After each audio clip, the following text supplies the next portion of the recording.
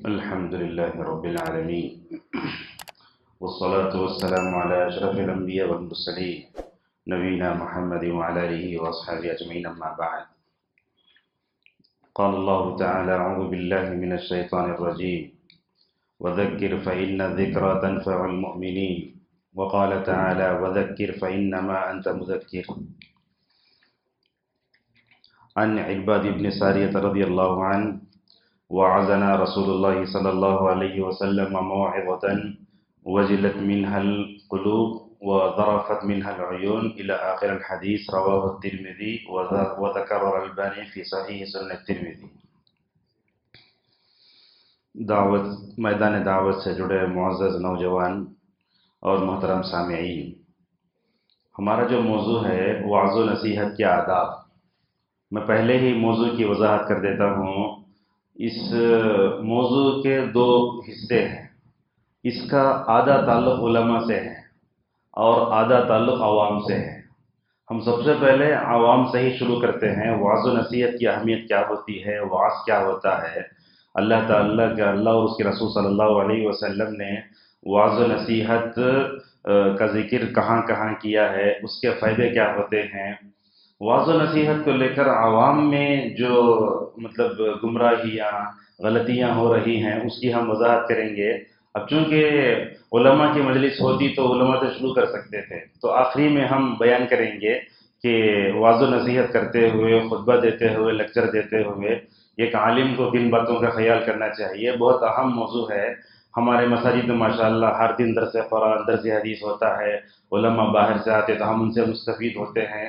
اس بارے میں غلطیاں بہت ہیں. تو جیسے ہی میں بنگلور آیا تو میرے اندر یہ تڑپ پیدا ہوئی کہ یہ قیام کے دوران کیوں نہ بنگلور کی عوام کو اپنے علم سے فائدہ پہنچائیں. تو الحمدللہ وہ جیسے ہی پروگرام طے ہوا، فون ہی پر گفتگو ہو رہی تھی، اسی وقت اللہ تعالیٰ نے مجھے الہام کے طور پر موضوع ڈال دیا. فوراً موضوع بھی طے ہو گیا، بس تیاری ہو گئی. فللہ الحمد والمنہ. تو آئیے، وعظ اور نصیحت، اس کو تذکیر بھی بول سکتے ہیں، جیسا کہ قرآن کی کئی آیتوں میں آیا. تو سب سے پہلے ہم نے آپ کے سامنے ایک آیت پڑھی: وَعِظْهُمْ وَقُلْ لَهُمْ فِي أَنفُسِهِمْ قَوْلًا بَلِيغًا. اللہ تعالیٰ اپنے رسول صلی اللہ علیہ وسلم کو نصیحت کرنے کا حکم دیتا ہے. وعظ ہو، نصیحت ہو، تذکیر ہو، دیکھتے ہیں امت کے مختلف طبقات میں الگ الگ لفظ کا استعمال ہوتا ہے، مگر سب کا محور یہی ہے: دوسروں کی اصلاح کے لیے کوشش کرنا. وعظ یعظ کا مطلب یہ ہوتا ہے. اللہ تعالیٰ نے رسول صلی اللہ علیہ وسلم کی بعثت کے مقاصد کو بیان کرتے ہوئے سورہ غاشیہ کے آخری میں کہا: فذکر انما انت مذکر. آپ نصیحت کرو اس لیے کہ آپ نصیحت کرنے والے ہیں. اور جمعہ میں خود ایک نصیحت ہوتی ہے، وعظ ہوتا ہے. تو ہم دیکھتے ہیں کہ اللہ کے نبی صلی اللہ علیہ وسلم جمعہ کی نماز ان آیتوں کو پڑھتے تھے: وذکر فانما انت مذکر لست علیہم بمسیطر. اب یہ آیت دیکھیے، اللہ تعالیٰ نے سورہ ذاریات کے آخری میں یہ کہا، کیا کہا؟ وَذَكِّرْ فَإِنَّ الذِّكْرَى تَنفَعُ الْمُؤْمِنِينَ وَمَا خَلَقْتُ الْجِنَّ وَالْإِنسَ إِلَّا لِيَعْبُدُونَ. یہ سورہ ذاریات کی آخری دو آیتیں. یہاں ان آیتوں کا آپ تعلق دیکھیے. اللہ فرماتا ہے کہ اے اللہ کے نبی، آپ نصیحت کرو. جب بھی آپ دیکھتے مدارس میں، مساجد میں، کسی بھی عالم کو اگر فوراً نصیحت کرو بولے تو یہ آیت پڑھتا ہوں میں: وَذَكِّرْ فَإِنَّ الذِّكْرَى تَنفَعُ الْمُؤْمِنِينَ. آپ نصیحت کرو اس لیے کہ نصیحت فائدہ دیتی ہے. کیسے فائدہ دیتی ہے؟ سنتے وقت فائدہ دیتی ہے، جب آپ مجلس سے اٹھ کر چلے جاتے ہیں اس وقت فائدہ دیتی ہے، آخر مستقبل میں بھی فائدہ دے سکتی ہے. مطلب یہ ہے کہ نصیحت کرنے والے کی نصیحت جو ہے فائدے سے خالی نہیں ہے. یا تو حال میں فائدہ دے گی یا مستقبل میں فائدہ دے گی. اللہ یہی فرماتا ہے. ان دونوں آیتوں میں آپ دیکھیے: وَذَكِّرْ فَإِنَّ الذِّكْرَى تَنفَعُ الْمُؤْمِنِينَ وَمَا خَلَقْتُ الْجِنَّ وَالْإِنسَ إِلَّا لِيَعْبُدُونَ. نصیحت کرو اس لیے کہ نصیحت مومنین کو فائدہ دیتی ہے. اور اللہ نے اس کے بعد مقصد زندگی کو واضح کرتے ہوئے کہا: وَمَا خَلَقْتُ الْجِنَّ وَالْإِنسَ إِلَّا لِيَعْبُدُونَ. ان دونوں آیتوں میں رد بتاتے ہوئے بعض اہل علم یہ کہتے ہیں، اللہ تعالیٰ یہ بتاتا ہے لوگوں کو نصیحت کرنا ہے، سب سے پہلے ان کو مقصد زندگی سے واقف کراؤ. ہم احکام و مسائل میں فلاں میں پڑھ سکتے ہیں، مگر امت کو سب سے پہلے جس نقطے کی طرف لے جانا ہے وہ ہے مقصد زندگی. مجھے معلوم ہے تقریباً 1 سال پہلے مدینے کے ایک امام ہیں حسین آل الشیخ، ایک دن کیا کیے، مغرب کی نماز میں وہ وما خلقنا ہے نا، سورہ ذاریات کا آخری جو رکوع ہے وہ پڑھے ہوئے. وہ پڑھ کے کیا ہوا، دوسری رکعت میں اس آیت پر بے تحاشا رو دیے، وما خلقت الجن والانس الا لیعبدون. بہت روئے اس دن، ہچکیاں وہ آ گئے تھے. اس کے بعد جیسے ہی اب کیا ہوتا ہے، انسان ذرا ذرا گہرائی میں جا کر انسان سوچتا ہے تو کئی نقطے اس کے ذہن میں آتے ہیں. شیخ کیا کیے، نماز ختم ہونے کے بعد تقریر کرنا شروع کیا. حالانکہ وہ کبھی تقریر نہیں ہوتی وہاں حرم وغیرہ میں، نماز کے بعد دروس وغیرہ نہیں ہوتے، کبھی کبھی رمضان میں یا آخری عشرے میں ہو جاتا ہے. تو ماشاءاللہ شیخ کھڑے ہو گئے، کھڑے ہو کر ماشاءاللہ 15 منٹ اتنی بہترین تقریر کرے. میں سمجھتا ہوں قرآن کے تدبر کرتے ہوئے انہوں نے مقصد زندگی کو اور وما خلقت الجن والانس الا لیعبدون کی تفسیر کو ماشاءاللہ 15-20 منٹ میں جو پیش کیا نا، اللہ اکبر، کیا اس کے اندر مطلب گہرائی تھی، گہرائی تھی. اور مقصد زندگی کو ماشاءاللہ امت کے سامنے واضح کیا اور کہا قرآن کریم کی سب سے بہترین آیتوں میں سے ایک آیت ہے کہ ہم مقصد زندگی کو مکمل طور پر سمجھیں. اسی لیے آپ دیکھتے ہیں ابن محمد عبد الوہاب رحمہ اللہ نے اپنی جو کتاب التوحید تھی، اس کتاب التوحید کا آغاز خطبے سے نہیں کیا. لمبا خطبہ نہیں ہے، مقدمہ نہیں ہے، بھائی ڈائریکٹ بولے وما خلقت الجن والانس الا لیعبدون. تو وعظ و نصیحت میں سب سے پہلی چیز ہے کہ امت کو مقصد زندگی کو واضح کیا جائے. اگر ہمارا مقصد زندگی صحیح ہے تو ہمارا دنیا میں رہنا اللہ کے لیے ہوگا اور جو ہے ہماری زندگی کامیاب ہے. آج ہم دیکھتے ہیں کہ مقصد زندگی سے ہٹانے والی چیزیں زیادہ ہیں، اس وجہ سے ہم اپنے مقصد زندگی میں کامیاب ہو نہیں پا رہے. آئیے میں آپ کو بتاتا ہوں اللہ کے نبی صلی اللہ علیہ وسلم کی بعثت کیا ہے. یہ لوگوں کو مقصد زندگی سے واقف کرانے اور غفلت کی نیند سے بیدار کرنے کے لیے ہوئی تھی. اللہ نے کہا هو الذی بعث فی الامیین رسولا منہم یتلو علیہم آیاتی. قرآن کریم کی آیتوں میں بعثت نبوی کے مقاصد کو قرآن کی کئی آیتوں میں بتایا گیا. سمجھ رہے میری گفتگو آپ؟ اللہ کے نبی کی بعثت کو قرآن کی کئی آیتوں میں بتایا گیا. کہاں کہاں ہے ان آیتوں میں؟ ایک آیت یہ بھی ہے اللہ وہی ہے جس نے بھیجا نبی صلی اللہ علیہ وسلم کو ناخواندہ لوگوں میں. کیوں بھیجا؟ یتلو علیہم آیاتہ ویزکیہم. آپ جانتے ہیں جامعہ دارالسلام ماشاءاللہ جنوبی ہند کا وہ واحد ادارہ ہے جس کو 100 سال پورے ہو رہے ماشاءاللہ. آپ دعا کیجیے اللہ تعالیٰ جو ہے وہ بانی کی جو ہے قبر کو نور سے بھر دے، کروٹ کروٹ جنت نصیب فرمائے. اور جن علماء نے اس ادارے کے لیے اپنی خدمات پیش کی، اللہ تعالیٰ ان خدمات کو ان کے جو ہے ان کی خدمات کو ان کے لیے رفع درجات کا ذریعہ بنائے اور ہم سب کو صحیح علماء سے جڑ کر توفیق عطا فرمائے. اب وہ کیا ہوتا تھا، جامعہ دارالسلام عمر آباد کا ابنائے خدیم کا اجلاس ہوتا، مجھے یاد ہے تقریباً اجلاس جب بھی ہوتا نا تو اجلاس ہوتا تو اس اجلاس کے آغاز میں شیخ التفسیر عبد الکبیر صاحب رحمہ اللہ درس قرآن دیتے تھے. میں کئی درس میں گیا ہوں میں، لیکن شیخ کا کمال یہ تھا جب بھی درس دیتے وہ چاہے، لیکن ہر سال جو بات گزشتہ سال نہیں بول کرتے وہ آوائیں بولتے بات. ان دروس میں ایک بات شیخ بتائے تھے هو الذی بعث فی الامیین. بعثہ کا مطلب کیا ہے؟ بعثہ کا مطلب بھی بھیجنا، ارسلہ کا مطلب بھی بھیجنا. سمجھ رہے ہیں آپ لوگ؟ بعثہ کا مطلب بھی کیا آتا ہے؟ بھیجنا آتا ہے. ارسلہ کا مطلب بھی بھیجنا، هو الذی ارسل رسولہ بالہدی. مگر ان دونوں میں ایک جو بہت باریک نقطہ ہے وہ کیا ہے؟ اللہ تعالیٰ نے سورہ جمعہ کی اس آیت میں بعثہ کہا. اس کا مطلب یہ ہوا، شیخ التفسیر بتاتے اس جگہ اللہ تعالیٰ یہاں چاہتا تو ارسلہ استعمال کر سکتا تھا، مگر اللہ نے بعثہ کا استعمال فرمایا. مطلب یہ ہوا دیکھو غفلت کی نیند سے بیدار کرنے کے لیے نبی کریم صلی اللہ علیہ وسلم آئے تھے. اس نقطے کی وضاحت کے لیے اللہ نے بعثہ کہا. اس کی دلیل آیت کے اختتام میں آپ دیکھیے وَإِن كَانُوا مِن قَبْلُ لَفِي ضَلَالٍ مُبِينٍ. گمراہی میں پڑے ہوئے تھے. اللہ تعالیٰ نے رسول صلی اللہ علیہ وسلم کو غفلت کی نیند سے بیدار کرنے اور غفلت کے جو ہے پردوں کو چاک کرنے کے لیے بھیجا تھا. چنانچہ نبی کریم صلی اللہ علیہ وسلم آئے اور آپ صلی اللہ علیہ وسلم نے ماشاءاللہ امت کو نصیحت بھی فرمائی، واعظ بھی فرمایا. اور آپ یہ بات دیکھیں تقریباً اس موضوع کے انتخاب کی وجہ کیا تھی؟ تقریباً 2-3 ہفتے پہلے صالح حسینی حفظہ اللہ کا ایک ویڈیو آیا تھا. آپ دیکھتے ہیں فلسطین کا مسئلہ ہے اس وقت، دیکھتے علماء پورے وہ ممبر اور محراب سے، تقریر سے، دعائے قنوت سے ماشاءاللہ امت کی رہنمائی کر رہے ہیں. مگر 1.5 منٹ کا یہ ویڈیو مجھے جو ہے زندگی میں انقلاب لانے کا ذریعہ بن گیا.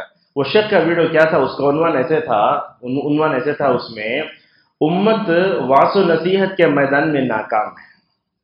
امت وعظ و نصیحت کے میدان میں ناکام ہے. وجہ کیا تھی؟ اس ویڈیو کو جب کھولا تو وہ شیخ بتا رہے تھے اس میں اللہ کے نبی صلی اللہ علیہ وسلم جس انداز سے وعظ و نصیحت کرتے تھے امت کو فائدہ ہوتا تھا۔ آج ہم دیکھتے ہیں کہ وعظ و نصیحت کر رہے ہیں لیکن طریقہ وہ نہیں ہے جو نبی کا تھا، لہذا ترغیب و ترہیب جانتے نا، یہ ترغیب و ترہیب کتاب کا نام نہیں ہے۔ ترغیب و ترہیب اصل میں کیا ہے؟ تربیت کے دو طریقے ہیں۔ ترغیب کا مطلب کیا ہوتا ہے؟ دلچسپی دلانا، رغبت دلانا، ابھارنا، یہ ایک انداز ہے تربیت کا، اور ایک انداز ہے ترہیب کا، ڈرانا، اور یہ دونوں اسلوب سورہ فاتحہ میں ہیں۔ نوٹ کیجئے اس کو، ترغیب اللہ کی تربیت کے دو طریقے ہوتے ہیں، ایک ترغیب کا، دوسرا ترغیب کا۔ ترغیب کہاں ہے؟ اللہ تبارک و تعالیٰ نے کہا الرحمن الرحیم، یہ ترغیب ہے۔ اللہ تعالیٰ اپنی رحمت کا تذکرہ کر کے بتاتا ہے اگر تم نیک کام کرو گے اس کا انجام ایسے ہوگا۔ ترغیب کہاں ہے؟ مالک یوم الدین، اگر تم دنیا میں رہ کر اپنے مقصد زندگی کو نہیں پہچانو گے، اللہ کے سامنے کھڑے ہو کر جواب دینے کے حساب کے لیے تیار ہو جاؤ۔ لہذا صالح فوزان حفظہ اللہ توحید کے دروس کے درمیان میں یہ فرماتے ہیں، دیکھو اللہ تعالیٰ نے ترغیب و ترہیب دونوں اسلوب کو اپنایا، لہذا اس کو بیلنس سے لے کر چلنے کی ضرورت ہے۔ لہذا دیکھو فلسطین کا مسئلہ آیا، ہم دیکھتے ہیں خطیب ممبر پر کھڑے ہو کر پوری امت کو بری طریقے سے تھوکتا ہے، ایسے انداز سے بولتا ہے کوئی سامنے اپنا سر نہیں اٹھا سکتا، یہ بھی وعظ و نصیحت کی عادات کے خلاف ہے۔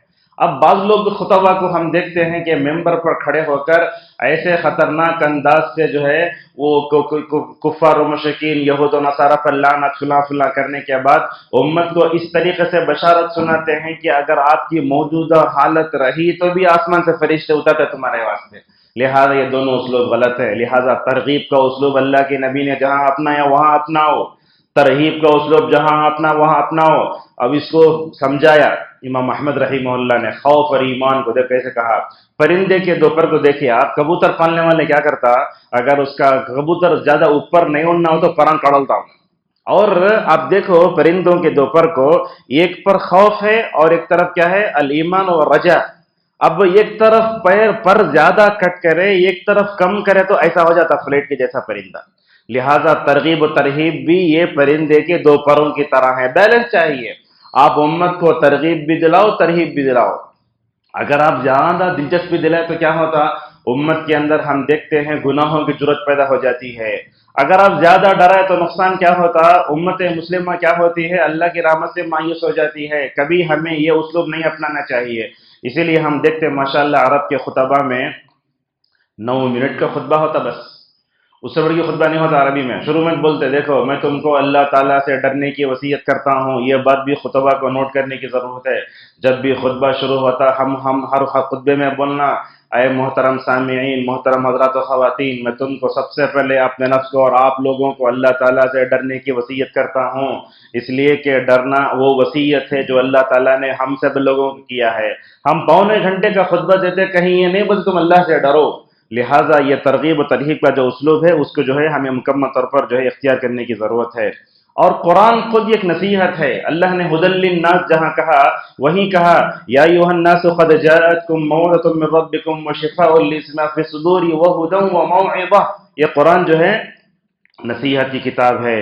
اسی طرح اللہ تعالیٰ نے دعوت کا جہاں تذکرہ تو وہاں فرمایا ادع الی سبیل ربک بالحکمۃ والموعظۃ الحسنۃ وجادلھم باللتی ہی احسن۔ علامہ ابن القیم رحمہ اللہ آیت کی تفسیر میں کہتے ہیں کہ دعوت کے 3 درجات کیٹیگری ہوتے ہیں۔ سب سے پہلے یہ ہے کہ تم حکمت سے لوگوں کو دعوت کا کام کرو، لوگوں کو دعوت۔ حکمت کا کیا مطلب ہوتا ہے؟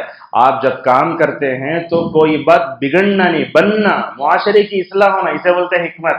اور اس کے بعد کہا والموعظۃ الحسنہ، اچھی نصیحت سے۔ آپ دیکھتے ہیں حکمت کے ساتھ وہ احسن کا حسنہ کا لفظ نہیں آیا، لیکن اللہ نے نصیحت کے ساتھ کہا کہ تمہاری نصیحت اچھی ہونی چاہیے۔ کیسی نصیحت ہونا؟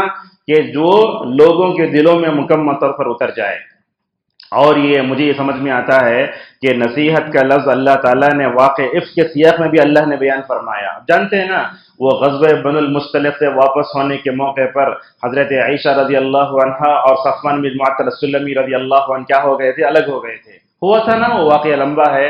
اللہ تعالیٰ وہاں فرماتا ہے یعظکم اللہ ان تعودوا لمثلہ ابدا، اللہ تم کو نصیحت کرتا ہے حضرت عائشہ رضی اللہ عنہا کے خلاف، مدینے کی پاکیزہ ماحول کو جو زہر آلود بنایا گیا، اللہ تمہیں نصیحت کرتا ہے کہ اس طرح کا واقعہ نہیں ہونا چاہیے۔ ہوا کیا تھا؟ مدینے میں جو ہے عبداللہ ابن ابی اور منافقین کے پورے ساتھیوں نے مل کر مدینے میں یہ کہہ دیا تھا کہ نعوذ باللہ حضرت عائشہ رضی اللہ عنہا نے یہ گناہ کا ارتکاب کر لیا ہے.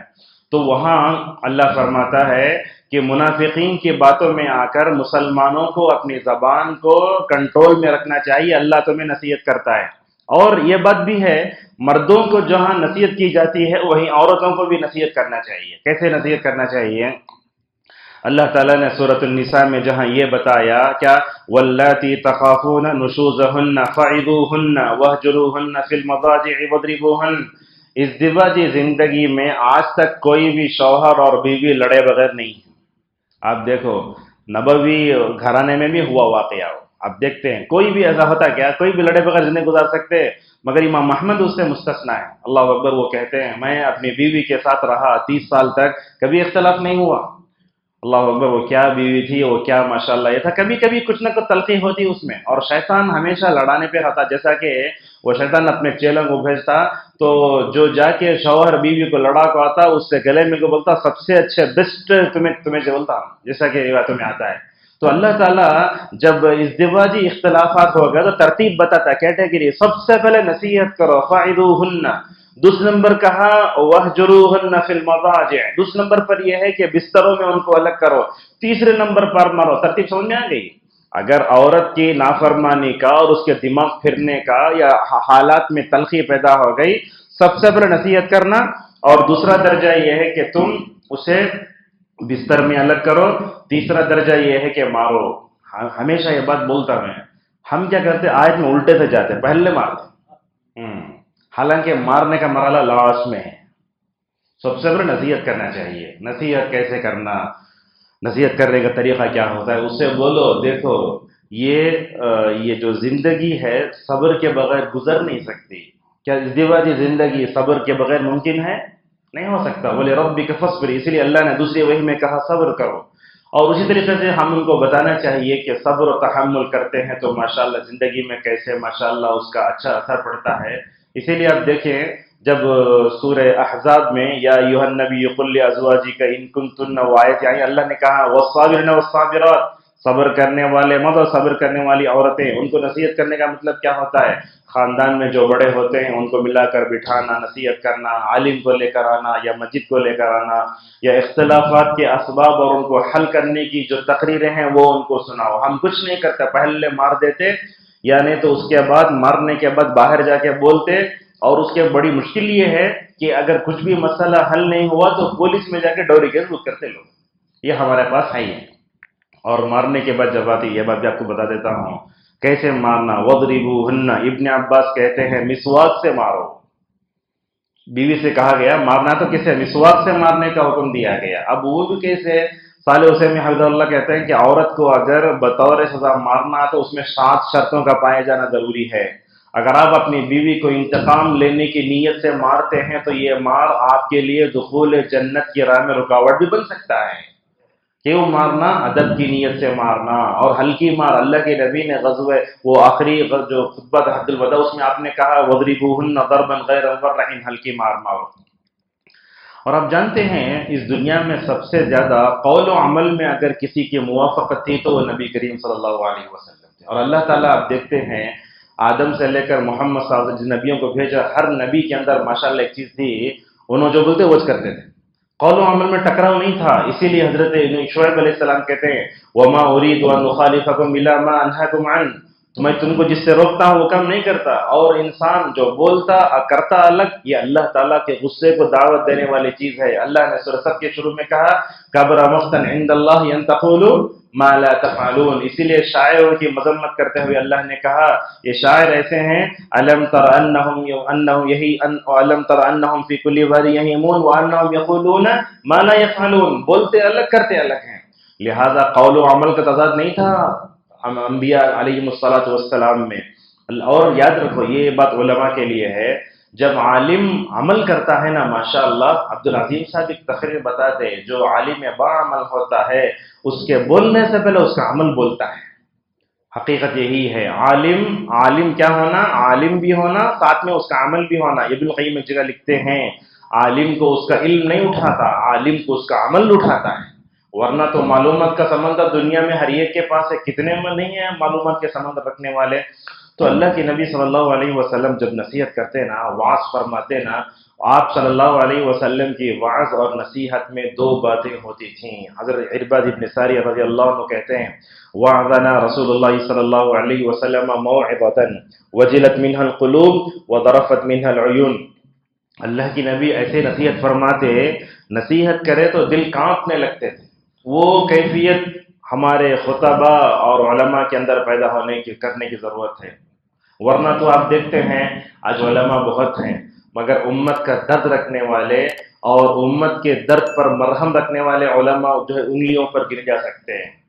اللہ اکبر. خطبے کا رنگ ایسے ہو کہ خطبہ سنے تو سامعین کی دنیا بدل جائے. اللہ کے نبی تو ایسا واس فرماتے دلوں میں اللہ کا خوف پیدا ہو جاتا. کبھی تو ایسا ہوتا اللہ کے نبی صلی اللہ علیہ وسلم قبر کے بارے میں اگر ذکر فرماتے، روایتوں میں آتا ضج المسلمون ضجۃ، سارے صحابہ اکرام جو ہے وہ مطلب کیا ہے ڈھارے مار کے روتے تھے، اتنا روتے جاتے. اور اللہ کے نبی صلی اللہ علیہ وسلم کی آواز کی دوسری صفت یہ ہے کہ اللہ کے نبی جب واز فرماتے نا، سامنے والوں کو بے اختیار آنسو آ جاتے. یہ بھی بہت اہم ہے. آپ زندگی میں کبھی ہوتا کیا ہے، کل کے درس میں نے بتایا ہماری خواتین کیا کرتی ہیں، جب فلم میں کوئی روتا وہ دیکھ کر رو لیتے، مگر کبھی اپنے گناہوں پر انسان روئے، اللہ کی محبت میں روئے، اللہ کی خشیت میں روئے، اللہ کے عذاب سے روئے، یا کسی کی کوئی بات سن کر روئے، یہ بہت کم ہوتا ہے. ابن القیم رحمہ اللہ جل لکھتے ہیں انسان کی آنکھوں اس وقت سوکھ جاتے ہیں جب اس کا دل سخت ہوتا ہے. یہ آنکھوں سے آنسو آنا ہے نا، اس کا دل انسان کے دل سے ہوتا ہے. جب دل نرم ہوتا ہے اس کا اظہار کہاں سے ہوتا ہے؟ آنکھوں سے ہوتا ہے. اور ایک مصیبت ہمارے معاشرے میں یہ بھی ہے، اگر کوئی خطیب نماز میں رو دیا، خطبے میں رو دیا، لوگ اس کا نام رکھتے ہیں. جا کے پوچھتے مولوی صاحب تم لوگ گیس کی شکایت ہے کیا؟ تمہارے گھر میں مال کی کمی ہے کیا؟ یاد رکھو نماز میں کوئی رویا، خطبے میں رویا، اس کا تعلق اس کے رب سے ہے. انہیں رویا کیوں نہیں رویا، اس کا تعلق اللہ سے ہے. لہٰذا کسی بھی ان کی نیت پر حملہ نہیں کرنا چاہیے. دیکھو سفیان ثوری رحمہ اللہ ایک دن ایک آدمی کو دیکھتے رو رہا ہے، بولے ھذا الرجل یبکی مرائیا، یہ آدمی کیا کر رہا ہے؟ دکھاوے کے لیے رو رہا ہے. کون بولے؟ سفیان ثوری رحمہ اللہ. ایک نیک آدمی کی نیت پر حملہ کر ڈالے. اللہ اکبر. سفیان ثوری ان کی ماں بھی نیک، انہوں بھی نیک، بولتے ہیں یہ نیک آدمی کی نیت پر حملہ کرنے کی وجہ سے حرمت من قیام اللیل 6 اشہر، 6 مہینے قیام اللیل سے محروم کر دیا گیا. کیوں محروم کر دیا گیا؟ اس لیے کہ نیک آدمی کی نیت پر ہم حملہ کرتے ہیں. ہمارا معاشرہ ایسا ہے نیک لوگوں کو جینے بھی نہیں دیتے اور خود بھی نیک نہیں بنتے. تو اللہ کے نبی صلی اللہ علیہ وسلم کی وعظ و نصیحت کی جو کیفیت تھی، اس کیفیت کو اپنے اندر جو ہے پیدا کرنے کی مکمل طور پر ضرورت ہے. اب آئیے وعظ و نصیحت کا جو مسئلہ قرآن و حدیث میں آیا ہے میں اس کو آگے بڑھاتا ہوں اپنے. تو وعظ و نصیحت جو ہوتی ہے اس کے بڑے فائدے ہوتے ہیں. دیکھو اگر یہ علماء نہ ہوتے تو دنیا پوری کیا ہے جانور بن جاتی. یہ جمعہ کا خطبہ جو ہوتا ہے نا کیا کرتا ہے، ایک ہفتے کے لیے آپ کو جو ہے ٹریننگ ہے، آئندہ ہفتے تک آپ کو کیا کرنا ہے وہ پورا مکمل جو ہے امت علماء آپ کی تیاری کرتے ہیں. کیا کیا فائدے ہوتے ہیں وعظ و نصیحت کے؟ علماء نے کئی فائدے بتائے. ایک فائدہ یہ ہوتا ہے وعظ و نصیحت سے ہم گنہگاروں پر قابو پا سکتے ہیں. اللہ اکبر. کتنے ایسے گنہگار ہو سکتے ہیں جنہوں نے کوئی خطبہ، کوئی لیکچر یا کوئی وعظ و نصیحت کی ایک بات سن کر بھی ماشاءاللہ توبہ کر لی. بتاؤں آپ کو واقعہ، وقت کب تک ہے ہمارا یہاں؟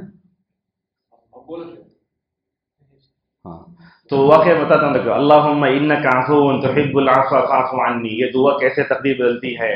عبدالرزاق البدر حفظہ اللہ کہتے ہیں کہ ایک دن میں اپنے والد اور دادا کے ساتھ مل کر حرم کو جا رہا تھا. رمضان کا آخری عشرہ، مدینے کا واقعہ ہے، کئی جگہ ذکر کیا ہے.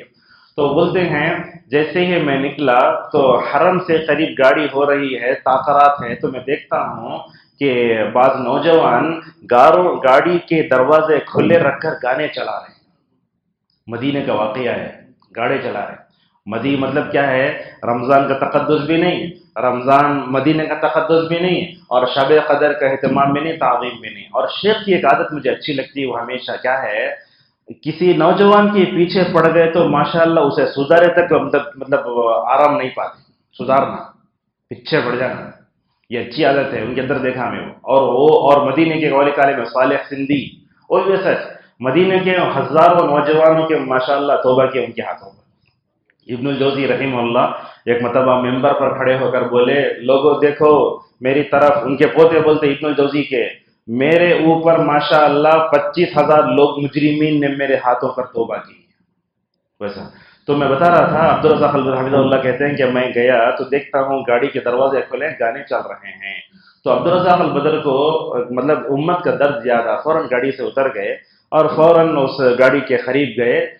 تو جا کر بولے، آپ لوگ ایسے ہیں، آپ لوگوں کو نہ رمضان کا تقدس ہے، نہ جو ہے مدینے کا تقدس ہے، اور نہ آپ کے اندر وہ شب قدر کی تعظیم ہے، کیا کر رہے ہیں آپ؟ یہ پہلے جاؤ، نہ تو آپ عبادت کرتے نہ دوسرے لوگوں کو عبادت کرنے دیتے، پہلے جا کے گانے بند کرو۔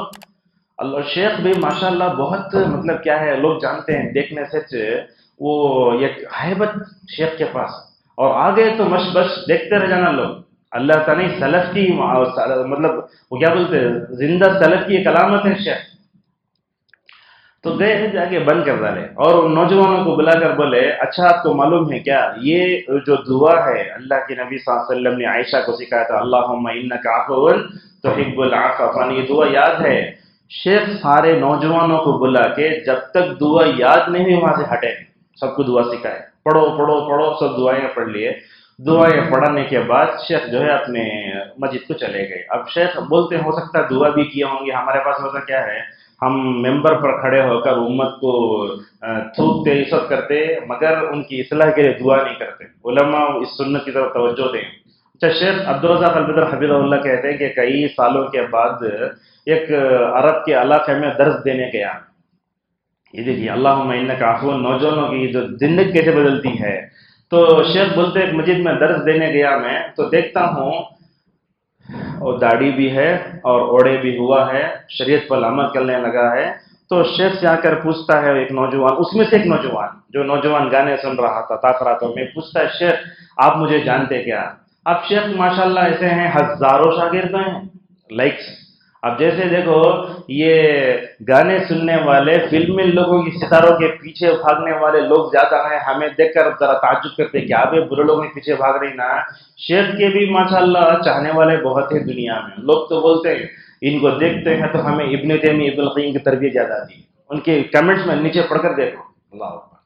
تو بولتا ہے نوجوان آ کر کے، شیخ میں ان نوجوانوں میں سے ایک ہوں جنہوں نے آپ کو دعا سکھائی تھی، کوسی دعا، اللہم انک عفو تحب العفو فاعف عنی۔ اور وہ آدمی بولتا ہے، شیخ آپ نے جو دعا سکھائی اس دعا نے میری زندگی بدل دی۔ وہ دعا میں کیا ہے، اے اللہ تو معافی کو پسند کرتا ہے، انک عفو تو معاف کرنے والا ہے، معافی کو پسند کرتا ہے، مجھے معاف کر دے۔ اسی رات سے میں نے اپنے سارے گناہوں سے توبہ کر لی۔ اس کے بعد جا کر میں ماشاءاللہ بڑے بڑے علماء سے علم حاصل کرنے لگا۔ آج جو دین پر جمع ہوا ہوں اس کی وجہ یہ ہے کہ میں اس دعا نے میری زندگی بدل دی۔ بولنے کا مطلب کیا ہے؟ بولنے کا مطلب یہ ہے، نصیحت انسان جو کرتا ہے اصل صحیح نیت سے کرے، اور علماء اس وعظ و نصیحت کے مطلب اس کے فوائد کا ذکر کرتے ہوئے کہتے ہیں کہ نصیحت کرنے سے ہوتا کیا ہے، گنہگار انسان، فاسق و فاجر انسان بھی ماشاءاللہ وعظ و نصیحت سے فائدہ اٹھاتا ہے۔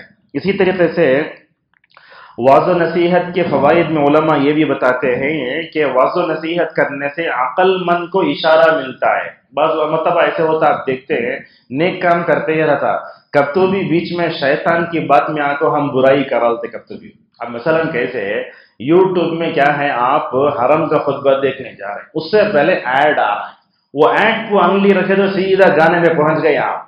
اب کیا کرتے ہیں، اتنے دن جو ہے ہم ذرا مطلب کیا ہے اپنے آپ کو روک کر تھے نا، شیطان بھی کیا کرتا ہے، ذرا نفس کو تسکین پہنچا لو بلکہ 1.5 منٹ کا گانا دیکھ لیا، ویسا آ کر انسان یہ ہو جاتا۔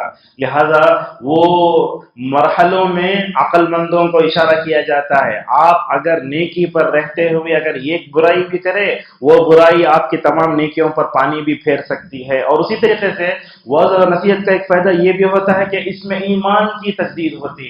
اللہ اکبر، رسول صلی اللہ علیہ وسلم ایمان کے بارے میں، عذاب قبر کے بارے میں جب تذکرہ فرماتے تو ایمان زندہ ہو جاتا۔ الحمدللہ آج بھی امت میں ایسے علماء ہیں، جب وہ تقریر کرتے ہیں، وعظ کرتے ہیں تو ایسے معلوم ہوتا ہے کہ گویا وہ ایمان کی تجدید کر رہے ہیں۔ اللہ کے نبی صلی اللہ علیہ وسلم کی ایک حدیث ہے، آپ نے فرمایا ایمان ویسے ہی بوسیدہ ہوتا ہے جیسے کپڑا بوسیدہ ہوتا ہے.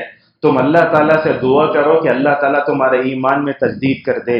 اور اسی طریقے سے وعظ و نصیحت میں انسان کے نفس میں حرکت پیدا ہوتی ہے. دیکھو خطبہ پونا گھنٹے کا ہوا مگر خطیب کا ایک جملہ، نصیحت کا ایک جملہ بھی ماشاءاللہ آپ کو راہ راست پر لا سکتا ہے. کتنے نوجوانوں کو ہم نے دیکھا خطبے کے وقت یا خطبے کے بعد یا کوئی بھی پروگرام ہوتا ہے تو ہم دیکھتے ہیں کہ وہ خطبے سے ختم ہونے کے بعد خطیب کا نمبر لیتا ہے اور اس کے بعد آڈیو میسج بھیجتا ہے، شیخ آپ کے خطبے سے، لیکچر کی وجہ سے، نصیحت کی وجہ سے، ہفتہ واری پروگرام کی وجہ سے ماشاءاللہ مجھے بہت فائدہ ہوا. تو وعظ و نصیحت کا پہلا فائدہ یہ ہے کہ انسان گناہوں سے بچتا ہے، عقل مند کو تذکیر کی جاتی ہے، ایمان بڑھتا ہے اور نفس میں حرکت پیدا ہوتی ہے. اور اسی طریقے سے وعظ و نصیحت کا ایک فائدہ یہ بھی ہوتا ہے، انسان کیا سمجھتا میں اچھائی پر ہوں، خطبہ سنے تو مجھے کیا فائدہ، وہ نہیں ہے. کیا ہوتا ہے ایک انسان ہدایت پر ہے، ہدایت پر ثواب قدمی ملتی ہے اسے، جیسا کہ اللہ نے دعا سکھائی اہدنا الصراط المستقیم. یا علامہ ابن کثیر ایک بات بتاتے ہیں، بندہ پہلے سے راہ راست پر ہے پھر بھی وہ اللہ سے پوچھتا ہے اے اللہ تو مجھے سیدھے راستے کی ہدایت دے. اس دعا کا مطلب یہ ہوا اے اللہ تو نے مجھے ہدایت تو دی ہے مگر اس ہدایت پر تو باقی رکھ. اللہ جو ہے اسے وہ سکھا رہا ہے. اس کی دلیل یہ ہے سورہ نساء میں اللہ فرماتا ہے یا ایھا الذین آمنوا آمنوا باللہ ورسولہ، ایمان والوں فوراً ایمان لاؤ. ایمان والوں کو دوبارہ ایمان لاؤ کا مطلب کیا؟ اے ایمان والو جس رب پر ایمان لائے، جس قرآن پر ایمان لائے، جس نبی پر ایمان لائے، اس قرآن پر، اس نبی پر، اس ذات پر جمے رہو. ام سلمہ اور حضرت عائشہ حضرت انس رضی اللہ عنہما فرماتے ہیں اللہ کے نبی صلی اللہ علیہ وسلم یہ دعا بہت پڑھتے تھے، اللہم یا مقلب القلوب ثبت قلبی علی دینک. یہ دعا اپنے چھوٹے بچوں کو بھی سکھاؤ. کیوں؟ اس لیے کہ ایسا پرفتن دور ہے، اگر انسان تھوڑی دیر کے لیے، مائکرو سیکنڈ کے لیے بھی اگر دعا سے غافل ہوتا تو بھٹک سکتا ہے. ہم کب شبہات کے حوالے ہو جائیں گے، شہوات کے حوالے ہو جائیں گے، کب انسان جو ہے نعوذ باللہ اللہ تبارک و تعالیٰ کی نظر سے محروم ہو جائے گا، کب ہدایت سے محروم کا نہیں بول سکتے. تو اللہ کے نبی دعا زیادہ پڑھتے. تو انہوں نے پوچھا یا رسول اللہ یہ دعا زیادہ پڑھنے کی کیا وجہ ہے؟ تو اللہ کے نبی صلی اللہ علیہ وسلم فرماتے دیکھو ان القلب بین اصبعین من اصابع الرحمن یقلبهما کیف یشاء. سنو عائشہ حضرت انس رضی اللہ عنہما، ام سلمہ اور حضرت انس. تو اللہ کے نبی فرماتے دیکھو انسان کا دل اللہ تعالیٰ کے دو انگلیوں کے درمیان میں ہے، جیسے چاہتا ہے وہ پھیرتا ہے. لہذا ہمیں یہ دعا اپنے نفل سجدوں میں اور جب بھی دعاؤں کا وقت ہوتا ہے وہ ہمیشہ پڑھتے رہنا چاہیے. دیکھیے اس دعا کی تشریح میں علماء یہ بتاتے ہیں دنیا کے سب سے ہدایت یافتہ انسان رسول صلی اللہ علیہ وسلم اس دعا کو بار بار پڑھ سکتے ہیں. تو ہم لوگوں کو فتنہ پرور وقت میں اس دعا کو پڑھنا بہت ضروری ہے. اور ایک دعا بھی ہے اللہم آتی نفسی تقواہا وزکیہا انت خیر من زکاہا انت ولیہا ومولاہا. اس وقت میں ایک بات کی نصیحت کر کے آگے بڑھتے یاد رکھیے وعظ و نصیحت اسی وقت اثر کرے گا جب انسان کا دل صحیح ہو. آج کل ہم دیکھتے ہیں اپنے ظاہر کو بہت سنوارتے ہیں، باطن کی دنیا تاریک ہے. اور یاد رکھیے ظاہر کو سنوارنا اور باطن کو سنوارنے سے غافل ہو جانا یہ منافقین کی علامت ہے. دیکھو ہم کبھی کبھی کیا کرتے ہیں، شادیوں میں جانا ہو، کہیں جانا ہو، اس کے لیے الگ سے کپڑے کٹنگ پورا کر کے جاتے ہیں، لیکن ہم گنہگار ہیں. لوگوں کو کیا معلوم ہوتا، ہو سکتا ہے دنیا کا کوئی اسٹیج آپ کو جو ہے مکمل طور پر عزت دے دے، ورنہ اندر جو چھپی ہوئی رسوا کی چھپتی نہیں ہوا. اسی لیے اللہ فرماتا ہے منافقین کے بارے میں وَإِذَا رَأَيْتَهُمْ تُعْجِبُكَ أَجْسَامُهُمْ وَإِن يَقُولُوا تَسْمَعْ لِقَوْلِهِمْ كَأَنَّهُمْ خُشُبٌ مُّسَنَّدَةٌ. دیکھو یہ منافقین اپنے ظاہر کو اتنا سنوارتے کھڑی ہوئی لکڑیوں کی طرح ہیں. لہذا مومن کیا کرتا ہے، اپنے ظاہر کو سنوارنے سے بڑھ کر اپنے باطن کو سنوارتا ہے. اسی لیے اللہ کے نبی نے فرمایا ان اللہ لا ينظر الى صورکم ولا الى اجسادکم بل ينظر الى قلوبکم واعمالکم. اللہ تمہارے چہرے تمہارے جسم نہیں دیکھتا، اللہ تعالیٰ تمہارے اعمال دیکھتا ہے اور تمہارے دلوں کو دیکھتا ہے. صالح حسین حفظہ اللہ کہتے ہیں یہ انسان کا جو دل ہے اللہ تعالیٰ کی وہ محل نظر ہے. محل نظر کا مطلب دیکھنے کی جگہ ہے، اللہ دیکھتا ہے.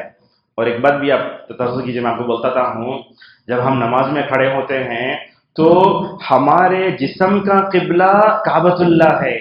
سمجھ رہے ہیں؟ جب ہم نماز میں کھڑے ہوتے ہیں ہمارے جسم کا قبلہ تو کعبۃ اللہ ہے مگر ہمارے دل کا قبلہ اللہ کی ذات ہے. نماز میں کھڑے ہوتے ہیں، کبھی احساس کرو آپ انت عبد اللہ کا انک ترا، کھڑے ہو رہے ہیں، کعبۃ اللہ آپ کے سامنے ہے، مگر آپ کا جو دل ہے اس کا قبلہ اللہ کی ذات ہے، آپ اللہ کی ذات اللہ کے سامنے کھڑے ہوئے ہیں، لہذا انسان کو ہدایت ملتی ہے اسی وجہ سے۔ اور وعظ و نصیحت کا ایک فائدہ یہ بھی ہوتا ہے، آپ خالق و مخلوق سے جوڑتے ہیں، بہت بڑا فائدہ ہے۔ وہ نصیحت ہوتی تو کیا ہوتا ہے، خطبہ شروع ہوتا ہے تو خطبہ ختم ہونے تک پوری مخلوق کو ہم خالق سے جوڑنے کی کوشش کرتے ہیں۔ اسی لیے اللہ کے نبی صلی اللہ علیہ وسلم نے قرآن کے بارے میں کہا، قرآن اللہ کی رسی ہے، اس کا ایک سرا تمہارے ہاتھ میں ہے اللہ، اور ایک سرا جو ہے کس کے ہاتھ میں، اللہ کے ہاتھ میں ہے، اگر تم ایک سرے کو پکڑ لو تو اللہ تک پہنچ جاؤ گے۔ لہذا خالق کو مخلوق سے جوڑنے کا کام ہوتا ہے، اور اسی طریقے سے اس میں ہم لوگوں کو علم دیتے ہیں۔ آج علم کی بڑی کمی ہے، آپ جانتے ہیں سعودی عرب علم پر اتنا خرچ کرتا ہے جتنا امریکہ کا سالانہ بجٹ ہے۔ میں جو بات بول رہا ہوں تقریباً میں مدینہ سے فارغ ہوئے تقریباً 15 سال ہو گئے الحمدللہ، اس وقت کی بات بول رہا ہوں یہ۔ آج دیکھو الحمدللہ سعودی عرب میں پہلے کیا تھا، مکے میں مدینے میں داخلہ ہوتا تھا، الحمدللہ سعودی عرب کی ہر یونیورسٹی میں ہر ایک کا داخلہ ہوتا ہے، علم کو پھیلا کے چھوڑ دیا۔ وہ سب کس کی کوششیں، محمد ابن عبد الوہاب رحمہ اللہ کی دعوتی کوششیں، یہ سب اثر کیا، وہ ملک عبدالعزیز رحمہ اللہ جو غیور سلفی اسلامی بادشاہ تھے، ان کے اخلاص کا نتیجہ ہے۔ آپ جانتے ہیں آل سعود کو ہم یہودیوں کا ایجنٹ بولتے، ملک عبدالعزیز رحمہ اللہ ایک مرتبہ عمرے کو گئے تھے، تو کعبۃ اللہ کے پاس قریب جا کر ملتزم پر ہاتھ رکھ کر انہوں نے اللہ سے دعا کی تھی، اے اللہ اگر میری اولاد میں یہ بادشاہت صحیح ہے، ان کی وجہ سے دنیا کو فائدہ ہو رہا ہے تو اس بادشاہت کو باقی رکھ، اے اللہ اگر آل سعود میں یہ جو ہے بادشاہت صحیح نہیں تو نکال دے تو۔ ایسی دعا کی تھی انہوں نے، ماشاءاللہ ایسے مطلب غیور اور غیرت رکھنے والے جو ہے مخلص سلاطین تھے، ان کا بہت فائدہ ہوتا تھا۔ اسی طریقے سے یہ وعظ و نصیحت اور ایک فائدہ یہ تھا کہ ہم امت کو شیطان سے بچا سکتے ہیں۔ آپ معلوم ہے چھوٹا اسٹیٹس یعنی تو 1.5 منٹ کی ویڈیو بھی انشاءاللہ کسی بھی نوجوان کو راہ راست پر لا سکتی ہے۔ اور ہوتا کیا میں آپ کو بتاتا ہوں، دیکھیں یہاں بیٹھ کر میں تقریر کر رہا ہوں، ممبر پر جو زور ہے وہ کروڑوں کے مطلب اسٹیج پر بھی جو ہے کوئی کام نہیں آتا۔ اسی لیے دیکھو خطبات کے بیچ بیچ میں سے نکال کے بناتے اسٹیٹس کتنا اثر انداز ہوتا ہے۔ وہ اثر انداز کیوں ہوتا ہے؟ اس لیے کہ وہ رسول صلی اللہ علیہ وسلم کا اپنایا ہوا نسخہ ہے۔ ممبر رسول سے آپ جو بات بولتے وہ بات دنیا کے کسی اسٹیج میں نہیں آتی، ہفتہ واری پروگرام میں اس میں اس میں، ماشاءاللہ ممبر پر اللہ تبارک و تعالیٰ نے ایسی جو ہے مطلب خاصیت رکھی ہے، وہاں کھڑے ہو کر ماشاءاللہ بولنے میں بڑا فائدہ ہوتا ہے۔ اسی لیے دیکھیں گے آپ رسول صلی اللہ علیہ وسلم بھی عام طور پر نصیحت کرنا ہو تو کبھی ممبر پہ چڑھتے تھے، ممبر پہ چڑھ کے بیٹھتے تھے۔ جمعہ کے علاوہ بھی ہم نے استاد محترم مولانا ظہیر الدین نصری رحمانی رحمہ اللہ کو دیکھا عمر آباد میں، کبھی نصیحت کرنا ہو تو شیخ کیا کہتے ہیں، ممبر پر چڑھ کے بیٹھ کے بولتے ہیں۔ یہ چیز بعض لوگوں میں ہے، لہذا اس کو بھی استعمال کرنے میں کوئی حرج نہیں ہے۔ اب آئیے میں آپ کو بتاتا ہوں یہ وعظ و نصیحت کے کیا کیا مجالات ہوتے ہیں۔ وعظ و نصیحت کا سب سے بہترین جو اس کا مظہر ہے خطبات جمعہ ہے۔ علماء کو چاہیے کہ وہ خطبات جمعہ کی اہمیت کو سمجھیں، خطبات جمعہ بڑے اہم ہوتے ہیں۔ دیکھو اتنی اب درس ہو رہا ہے، کتنے لوگ ہیں، تقریباً 30-35 ہوں گے، مگر جمعہ میں پبلک جمع جو ہوتی ہے بڑے بڑے کانفرنسوں میں جمع نہیں ہوتی، عبادت کے نام پر پبلک آتی ہے، تو علماء کو چاہیے کہ علماء وہ آدھے گھنٹے میں امت کو مکمل طور پر دیں۔ عبد الرحمن سدیس حفظہ اللہ کے بارے میں آتا ہے جب خطبہ جمعہ ہوتا تو شیخ رات بھر سوتے نہیں، حالانکہ اہل علم بلاغت قرآن کی آیتیں حدیثوں بھی یاد ہیں، اس کے باوجود بھی نہیں سوتے۔ ایک بات بھی بتا دیتا ہوں آپ کو، یہ بعض علماء جو ہے ایسا لاتے کاغذ، اس کاغذ کو رکھ کر بھی بعض لوگ اس پر بھی تنقید کرتے ہیں، بلکہ مجھے خود ان کاغذات کی وجہ سے عید پڑھانے سے محروم کیا گیا۔ کیا بولے تو مولوی صاحب دیکھ کے بول رہے ہیں، حالانکہ آپ دیکھو حرم میں خطبہ ہوتا ہے، کاغذ لاتے ہیں، لوگ کیا سمجھتے ہیں حکومت خطبہ لکھ کو دیتی ہے انہوں پڑھتی سمجھتے ہیں، حالانکہ بات ویسی نہیں ہے، وہ خطبہ انہوں لکھتے ہیں مگر ایک مصلحت کے تحت حکومت چیک کرتی ہے، کوئی حرج نہیں اس میں۔ مطلب کچھ بادشاہ ہوتے ہیں، کچھ ہوتے ہیں، کچھ نہ کچھ چیزیں ہوتی ہیں۔ کبھی کبھی مسجد میں بولتے ہیں مولوی صاحب ہمارے مسجد میں غیر مسلک کے لوگ بھی آتے، ذرا کیا کرو حکمت سے بولو، بولتے نا، بس یہ بات وہاں بھی ہے۔ لہذا خطبہ جمعہ بڑا اہم ہے۔ اس کے علاوہ ہمارے پاس ہفتہ واری اجتماع یا بڑی بڑی کانفرنسیں اس کے علاوہ شبوں کا درس قرآن اور شام کا درس حدیث. آج تو ایسا ہے ماحول، وہ نماز کے بعد اذکار پڑھنے کے لوگوں کو وقت نہیں ہے. آپ دنیا کے ایک بڑے انسان کے سامنے تو کیسا بیٹھتے ہیں آپ؟ اگر پی ایم کے سامنے بیٹھے بولا تو حرکت ہی نہیں کرتے آپ. سی ایم کے سامنے بیٹھے نہیں بھائی عزت چل جاتی ہماری. ذرا تصور کرو، مالک الملک ہے وہ اللہ تبارک و تعالیٰ. نماز کے جب آپ بیٹھے ہیں کس سامنے بیٹھے ہیں؟ اللہ کی ذات کے سامنے بیٹھے ہیں آپ. اسی لیے ابن بطال رحمہ اللہ کہتے ہیں کہ دیکھو جس کے گناہ زیادہ ہو جائیں اسے چاہیے کہ وہ نماز کے بعد بیٹھ کر وہیں اذکار کی پابندی کرتا رہے.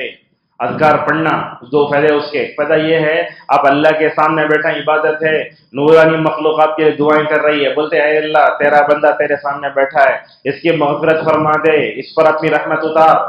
جب تک بات نہیں کرتے وضو نہیں ٹوٹتا ماشاءاللہ وہ ہوتا. علماء اس بات کی اجازت دیتے مسجد میں جہاں بیٹھے وہاں سے ہٹ کر دوسری جگہ بیٹھ سکتے مسجد میں، لیکن انسان کو بات کرنے سے جہاں تک ہو سکے جو ہے ماشاءاللہ دور رہنا چاہیے. تقریباً 2004 کی بات ہے، صالح فوزان حفظہ اللہ کے بازو نماز فجر پڑھنے کا اتفاق ہوا.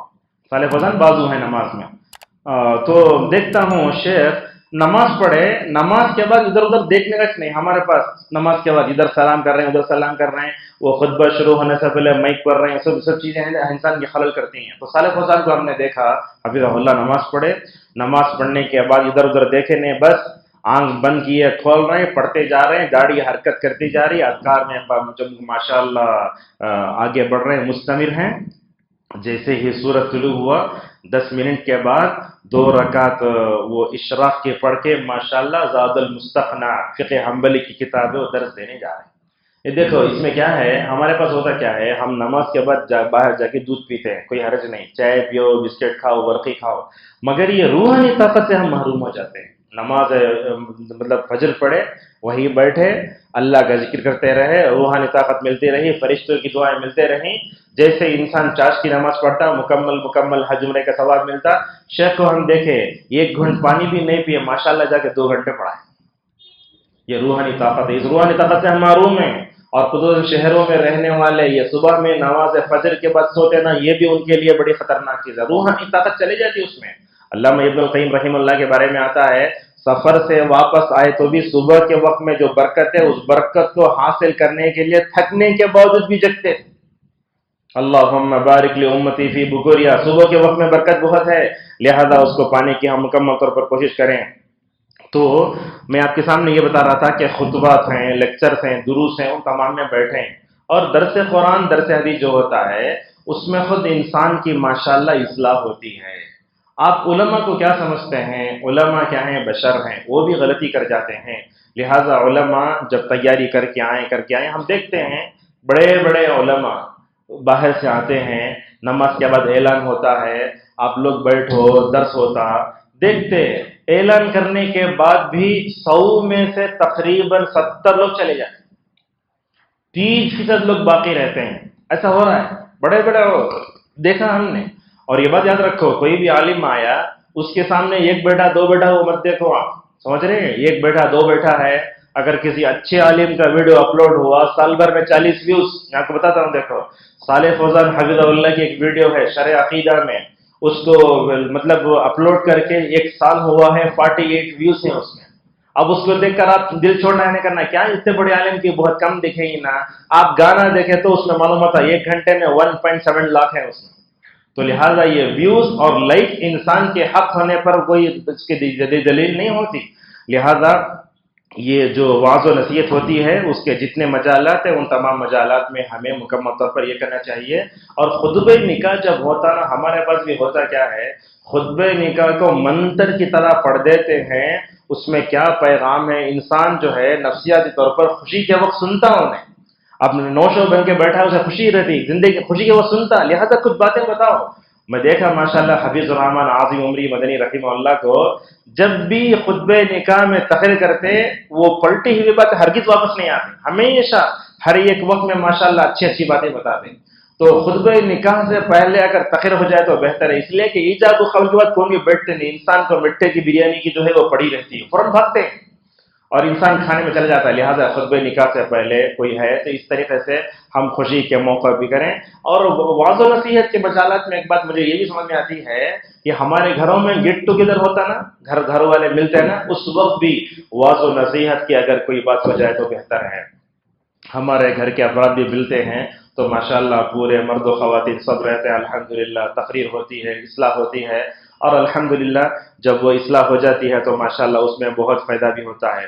تو آئیے اب میں یہ واض و نصیحت کے تعلق سے مطلب عوام کے درمیان میں جو غلطیاں ہوتی ہیں اس کو بیان کر کے اپنی بات کو آگے بڑھاتے ہیں. ہمارے پاس عوام کیا ہوتی ہے، دو طرح کی ہوتی ہے.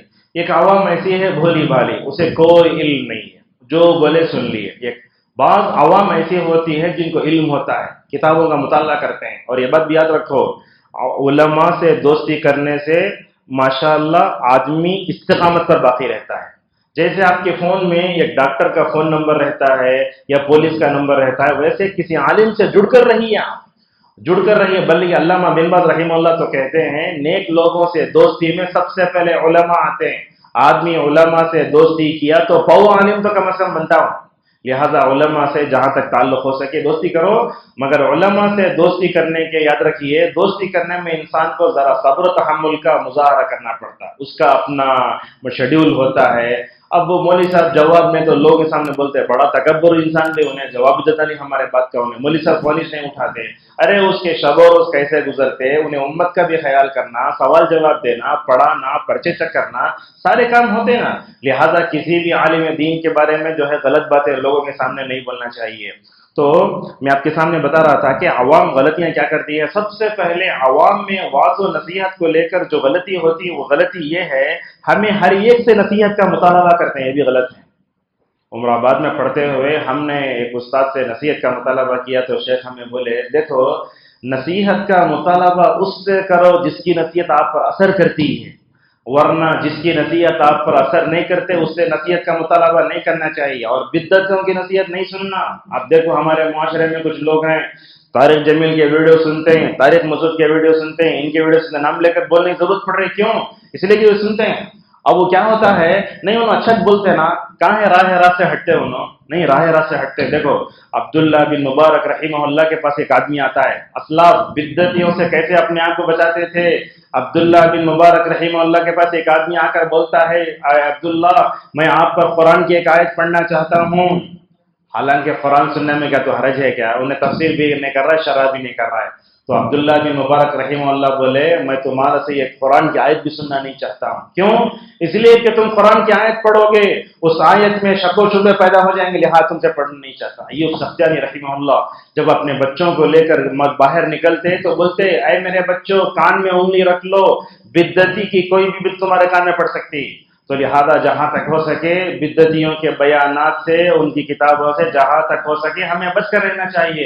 انہیں صحیح بولتے ہی نہ، ان کو باڈی لینگویج اچھی آتی نہ، انہیں اچھا رلاتے نہ. ارے آپ سنتے 5 منٹ کا، لاسٹ میں 4 منٹ 20-25 سیکنڈ کے بعد جو گمراہی شروع ہوتی ہے وہ گمراہی بھی آپ پر اثر انداز ہو سکتی ہے. لہذا امت میں ماشاءاللہ ہدایت یافتہ علماء میں ہے. اللہ کے نبی نے خود فرمایا، میری امت میں ایک گروہ ایسا رہے گا جس کو اللہ کی مدد حاصل ہو کے رہے گی. کیا امت کے سلفی علماء، ہدایت یافتہ علماء موجود نہیں ہیں؟ جن علماء کا بیان صحیح ہے، جن علماء کے بارے میں ماشاءاللہ امت تزکیہ کرتی ہے، وہ علماء تزکیہ کرتے ہیں، ان کے بیانات سنو. اور ایک بات یہ بھی ہوتا ہے کہ واض و نصیحت کے نام پر ہمارے مدارس و مساجد میں کثرت بھی ہو جاتی ہے. رمضان میں دیکھتے ہیں آپ، فجر کے بعد درس، عصر کے بعد درس، عشاء کے بعد درس. یہ کثرت مجھے سمجھ میں نہیں آتی ہے.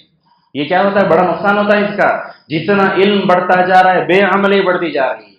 اور خود اس کا سب سے پہلا نشانہ مسجد کے ذمہ دار ہوتے ہیں.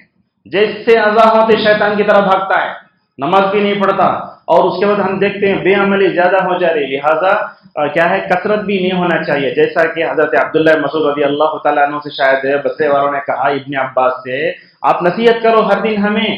تو کہنے لگے میں تو ان کو ہر دن نصیحت نہیں کر سکتا، اس لیے کہ اللہ کے نبی صلی اللہ علیہ وسلم ہمیں وقفے سے نصیحت کرتے تھے. ایک نصیحت کرنے کے بعد تھوڑا ان کو کیا ہے سوچنے عمل کرنے کا گیپ بھی دینا چاہیے. جیسا کہ روایتوں میں آتا ہے اللہ کے نبی صحابہ کو 10 آیتیں سکھاتے، جب تک اس پر عمل نہ کرنے سے آگے نہیں بڑھتے، ایسا۔ تو اس طریقے سے کثرت بھی نہیں ہونا چاہیے۔ اور تیسری چیز ہے وعظ و نصیحت کے نام پر غیر عالم کے خطبات کو سننا۔ اب بولے تو انہوں اچھا بولتے ہیں نا، انہوں باڈی لینگویج اچھی ہے نا، ویوز اچھے ہیں نا، اب کیا کرتے ہیں لوگ غیر عالم کو بلا کر خطبہ بھی دلا دیتے ہیں۔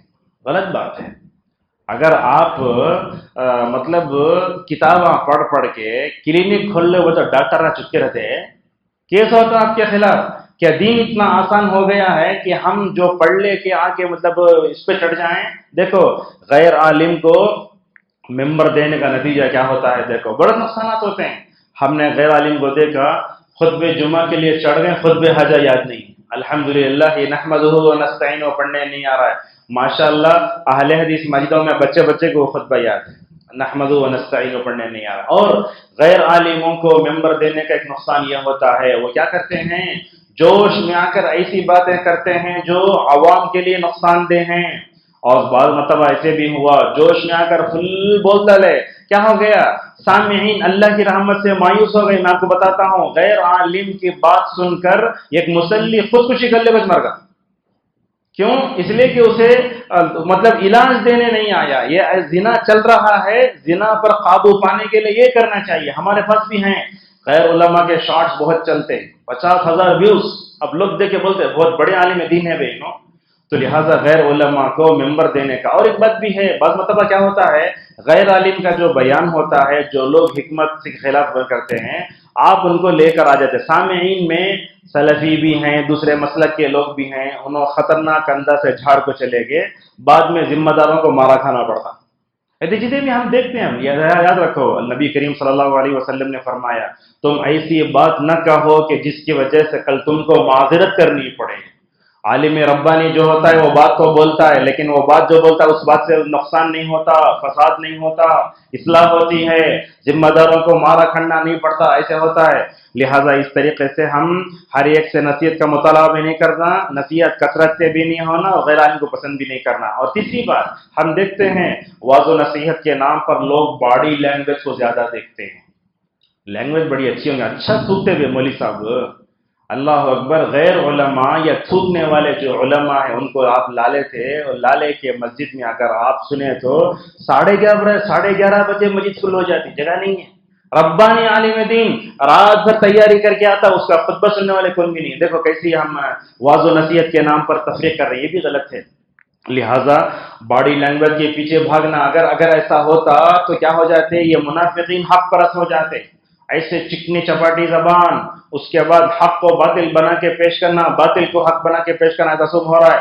لہٰذا کسی بھی آدمی کے باڈی لینگویج کے پیچھے بھاگنا نہیں چاہیے۔ ام سلمہ رضی اللہ عنہا کی حدیث ہے، اللہ کے نبی صلی اللہ علیہ وسلم نے فرمایا 2 جھگڑنے والے میرے پاس آئے، 2 جھگڑنے والے میرے پاس آئے، اس میں سے ایک کی زبان چکنی ہے، خطرناک ہے، انہیں کیا کر رہا ہے، باطل کو بھی حق بنا کے پیش کر رہا ہے۔ اگر میں اس کی چکنی زبان میں آ کر اگر میں اس کے حق میں فیصلہ دے دیا، گویا میں نے اس کو آگ کو ایک شعلہ دیا ہے۔ لہذا ہمیں وہ چکنی چپاڑی زبان جو ہوتی ہے، یا تنطع والی زبان، گہرائی والی زبان، تکلف والی زبان نہیں ہونا چاہیے۔ اور اسی طریقے سے ہم دیکھتے ہیں ہم عوام کے اندر اور ایک چیز ہے، وہ کیا ہے، وعظ و نصیحت کے نام پر وہ عمل کی نیت سے کبھی نہیں سنتے۔ ایسا مطلب کبھی کبھی تو ایسے ہوتا ہے خطبات میں لوگ ہنساتے ہیں، خطبات میں ہنسانا یہ رسول اللہ کا اسوہ ہے، یہ ممبر رسول کی توہین ہے، اور خطبات میں جو ہنساتا وہ وارث نبی نہیں ہو سکتا۔ ایسے ہنساتے ہیں لوگ۔ بلکہ میں آپ کو بتاؤں، ایک مرتبہ حیدرآباد جانا ہوا، وہاں کی عوام نے تو کہا ایک عالم دین آئے فکر آخرت کے موضوع پر، انہوں نے امت کو ہنسایا۔ یہ کیا بات ہے، یہ نہیں ہو سکتا۔ لہٰذا ہمیں عمل کی نیت سے سننا چاہیے، عمل کی نیت اگر نہیں ہے تو سن کر بیکار ہے۔ اور اسی طریقے سے بعض لوگ کہتے ہیں مزے لینے کے لیے سنتے ہیں، مزے لینے کے سننے مطلب صرف سننا، کان کا مزہ، کان کا اگر وہ مزہ ہے تو گانے بھی سن سکتا ہے، انسان غلط بھی سن سکتا ہے، یہ کیا ہے۔ اور اسی طریقے سے اور ایک بات یہ بھی ہے، وعظ و نصیحت کے میدان میں ہم یہ بھی دیکھتے ہیں بعض لوگوں کو صحیح بات غلط بھی شخص سے دیکھتے ہیں۔ بولے بخاری کی حدیث ہے، عوام ماں کو پوچھتی حدیث صحیح ہے کہ، یہ بھی غلط ہے۔ ایک بات آپ سمجھ لیجئے، صالح حسن حفظہ اللہ کہتے ہیں عوام کو عوام کی جگہ رہنا چاہیے، اب آپ ایک عالم ایک حکم بتاتا، اس کی دلیل پوچھنے کی ضرورت نہیں ہے آپ کو. دلیل مطلب کیا؟ آپ کو بتایا گیا کہ نماز میں سجدے میں جاتے ہوئے ہاتھ بھی رکھ سکتے، گھٹنے بھی رکھ سکتے، دونوں کی گنجائش ہے. بس افضل مفضول کا مسئلہ ہے. علامہ ابن تیمیہ رحمہ اللہ کہتے ہیں مگر اس مسئلے کو لے کر کے یوٹیوب مطلب جا کے کروم میں جا کر کے گلوبل میں جا کر کے حدیث نمبر لا کے لوگ کیا کرتے ہیں، علماء سے بحث کرنا شروع کر دیتے ہیں. لہٰذا باہر مطلب دلیل کو جاننا، دلیل کو سمجھانا یہ عالم کا کام ہوتا ہے. کسی بھی عام آدمی کو دلیل کیسی ہے کیا ہے اس کے بارے میں جاننے کی زیادہ ضرورت ہے. حدیث پیش کرے، حدیث صحیح ہے، حدیث نمبر لاؤ. وہ حدیث لا کر نمبر کیا کریں گے آپ؟ حدیث نمبر لائیں گے، حدیث کا غلط مفہوم نکالیں گے. بعد میں ہو سکتا میں آپ کو بتاتا ہوں، دیکھو کیسے کیسے لوگ سمجھتے ہیں. ایک لڑکی ایک مدرسے میں پڑھ رہی تھی، اس نے کیا کیا، حدیث کو غلط سمجھ لیا. احتباء وہ سب جانتے ہیں نا، جیسے کھڑا کر جو ہے جمعہ کا خطبہ ہوتا ہے، دونوں پیروں کو کھڑا کر بیٹھتے ہیں، شرمگاہ نظر آ جاتی ہے. اس حدیث کی تشریح میں ایک لڑکی نے ایک درس میں یہ کہہ دیا کہ ساڑی پہننا حرام ہے، اس لیے کہ ساڑی ویسے ہوتی. تو لہٰذا اس طریقے سے ہم قرآن کو اور حدیث کو ہم سمجھیں تو سلف کے منہج پر سمجھیں، اس کی طرف توجہ دیں. تو کوئی صحیح بات ہے تو اس میں شک پیدا نہیں ہونا چاہیے. اور بعض مرتبہ یہ بھی دیکھتے ہیں واعظ و نصیحت کے نام پر کچھ خطبہ کو ہم نے دیکھا حدیث نمبر بولتے ہیں خطبے میں، یہ بھی صحیح نہیں ہے. صالح عثیمی حفظہ اللہ نے کہا سلف کا منہج یہ ہے، سمجھ رہے ہیں، سلف کا منہج یہ ہے آپ صحیح حدیث بتاؤ. بلکہ صالح عثیمی تو اتنا بولتے اگر گہرائی میں چلے تو راوی کا نام بھی نکو، حدیث کی کتاب کا نام بھی نکو، بس ختم. اسی لیے دیکھو عبد الباری سویدی مدینہ کے خطیب آج تک کسی خطبے میں جو ہے وہ کسی بھی حدیث کتاب کا نام ہی نہیں بولے. قال رسول اللہ صلی اللہ علیہ وسلم. میرا طریقہ کیا ہوتا ہے، خود لکھ لیتا ہوں، راوی کا نام بھی، کتاب کا نام بھی، حدیث کا نمبر بھی ملنے پر بول دیتے ہیں. ورنہ حدیث کا نمبر بولنے والا کوئی بڑا عالم دین نہیں ہے. کیا سمجھتے اس کو بڑا عالم دین سمجھ کے اس کو فلیٹ کی ٹکٹ دینا، رمضان میں 3 لاکھ دینا، کیا بولا تو حدیث نمبر بول رہے ہیں. اچھا حدیث نمبر بول رہے ہیں تو کیسا سمجھتے ہیں آپ؟ سمجھتے ہیں بعض ویڈیو ریکارڈنگ کرنے والے بولے شیخ کو یاد نہیں ہے، اصل میں سامنے نیچے رکھو ہے، وہ کیمرے میں نہیں آ رہا ہو، دیکھ دیکھ بول رہے سامنے. لہٰذا یہ حدیث نمبر بولنا اور اس کے بعد حدیث کی صحت پر بحث کرنا ضرورت نہیں ہے. اگر آپ کوئی حدیث پیش کرے، کوئی تکلیف آ رہی ہے تو ہلکا اشارہ کر سکتے، ورنہ صحیح بات میں شک بھی نہیں ہونا چاہیے انسان کو. اور عالم اگر کوئی بات بولا تو اس میں ایک بات یہ ہے علماء کے لیے، جو بات آپ جہاں سے نقل کرتے ہیں ان کا نام لیجیے آپ. اگر ماحول صحیح ہے، اگر نام لینے میں اگر گڑبڑ ہے تو چھوڑ دے سکتے ہیں. علامہ نووی رحمہ اللہ کہتے ہیں ان من برکت العلم ان ينسب القول الى قائله. علم کی برکت یہ ہے کہ انسان آدمی جہاں سے نقل کر رہا ہے وہاں سے نقل کرے. علامہ نووی نے کہا، شافعی نے کہا، تو اس کا فائدہ کیا ہوگا معلوم؟ انسان کے علم میں برکت آتی ہے، اور جہاں سے لیے وہاں سے ہم بول دیے تو کیا ہوتا ہے، ان کی خدمات کا اعتراف ہو جاتا ہے. بعض خطبہ کو ہم دیکھتے ہیں واعظ و نصیحت میں ابن القیم کا نقطہ پڑھ لے کا جائے کوئی انو شہین ہو جاتے ہیں، یہ بھی غلط ہے. ابن القیم بولے بولنا. دیکھو عرب کے خطبہ وغیرہ میں ماشاءاللہ درس دیے تو 1 گھنٹے میں 50 علماء کا نام بولتے ہیں. یہ ہے یہ منہج، اسے بولتے تو منہج. آج کیا ہے، منہج کے نام پر کسی عالم کو چاہے داخل کرو، کسی چاہے عالم کو نکالو، یہ منہج نہیں ہے. یہ منہج کسے بولتے؟ آدمی جہاں سے لے رہا ہے وہاں اس کی توثیق کرے. کس کا نام لے رہے ہیں؟ اللہ کے نبی کی حدیث ہے، حدیث بولو. ابو بکر کا قول ہے، وہ قول بولو. لہذا اقوال سلف کا بھی ماشاءاللہ بہت اچھا اثر پڑتا ہے. اور واعظ و نصیحت کے نام پر عوام کے اندر اور ایک چیز ہے، وہ کیا ہے، بعض عوام کو ہم دیکھتے ہیں مولوی صاحب کی غلطی پکڑنے بیٹھتے. یہ بھی غلط ہے. اب بعض لوگوں کو ہم نے دیکھا نماز میں بھی مولوی صاحب کو دیکھتے رہتے، رفع دین کے لیے ہاتھ کہاں تک اٹھے ہوئے وہ دیکھتے ہیں، حالانکہ نماز میں کہاں دیکھنا ہے، نیچے دیکھنا ہے. یہ سب چیزیں ہو رہی ہیں. ہمارے پاس تو ایسا تنقیدی ذہن بن گیا ہے، موقع چھوڑے تو پہلے غلطی نکالنا. بلکہ یہ ماحول کلاسوں میں بھی آ گیا ہے. یار کلاسوں میں حافظ بیٹھتا، استاد غیر حافظ رہتا، انہیں غلطی کرلتا. اب غلطی کیوں کرتا؟ اس لیے کہ انسان ہے. اور آپ لوگ علماء کے بارے میں سمجھو، علماء ملک اور ملک نہیں ہے، بشر ہیں. ان کی بھی غلطی ہوتی ہے کچھ ہوتی ہے. کیا مولوی صاحب تمہیں ان کا نام لے کو ایسا بول دینا؟ میں آپ کو بتاتا ہوں. دیکھو علی بن عبد الرحمن حذیفی حفظہ اللہ ایک دن خطبہ دے رہے تھے. وہ کیا کہہ رہے، رسول صلی اللہ علیہ وسلم کے دشمنوں کے نام لیتے لیتے جذبات میں آ کے ابی ابن کعب کا نام آ گیا اس میں، حالانکہ ابی ابن خلف بولنا تھا. اب وہ 10 سیکنڈ شیخ خاموش ہو گئے تو کیا اس وجہ سے لے کر ہم اس کو نقید کریں گے؟ نہیں، ایسے غلطی ہوتی ہے۔ اسی لیے اسلاف میں آتا ہے جب بھی وہ اپنے شیخ کے پاس پڑھنے جاتے تو ماشاءاللہ صدقہ و خیرات کر کے جاتے۔ کیوں صدقہ و خیرات کر کے جاتے؟ تاکہ ہمارے استاد کے عیوب پر پردہ پڑ جائے۔ لہٰذا غلطیاں سننے کے لیے نیت سے کبھی نہیں بیٹھنا چاہیے۔ انہوں حدیث ابو داؤد میں ہے نا، کیسا بخاری بولے تمہیں، حالانکہ جو الفاظ لایا ہوگا وہ بخاری کے ہوں گے۔ لہٰذا غلطی پکڑنے کی نیت سے جو بیٹھے گا وہ علم بھی حاصل نہیں کرے گا۔ بلکہ آپ کو بتاتا ہوں، دیکھو ابن عباس رضی اللہ عنہما کے ایک شاگرد تھے، آپ جانتے ہوں گے، ابن عباس کے ایک شاگرد تھے۔ انہوں کیا کرتے تھے؟ ابن عباس کے غلطیاں نکالنے کے لیے بیٹھتے تھے۔ سلف لکھتے ہیں وہ ابن عباس کے شاگرد تھے، مگر غلطیاں پکڑنے کی نیت سے بیٹھنے کی وجہ سے کیا ہو گیا؟ ابن عباس کے علم سے محروم ہو گئے۔ اور ایک بات آپ کو بتاتا ہوں، علم چیلنج نہیں ہے، درد دیتے رہتے۔ ہمارے پاس تھا مولوی صاحب کیسا بولتے تمہیں، عوام میں اٹھ کو ایسا مطلب بولتے، غلط ہے نا یہ۔ اب خطبے کے دوران سوال کرنے کی ایک شکل تھی رسول صلی اللہ علیہ وسلم کے زمانے میں، آج میں تو نہیں ہو سکتا۔ وہ عالم خطبہ دے رہا ہے، تقریر کر رہا ہے، وہ متولی کے خلاف پڑ گیا تو مولوی صاحب بس کرو، بولو نہ، بس ختم، بولو نہ اس بارے میں۔ لہٰذا اس طریقے کی چیزیں بولنا میں سمجھتا ہوں یہ بھی جو حکمت کے خلاف ہے۔ غلطیاں سننے کی نیت سے، علم کو چیلنج کی نیت کے طور پر اگر آپ پیش کریں گے وہ علم نافع نہیں ہوگا۔ اور اسی طریقے سے ہم دیکھتے ہیں عوام کو آیتوں کو اپنی عقل کے بنیاد پر سمجھتے ہیں، حدیثوں کو اپنی عقل کے بنیاد پر سوچتے ہیں۔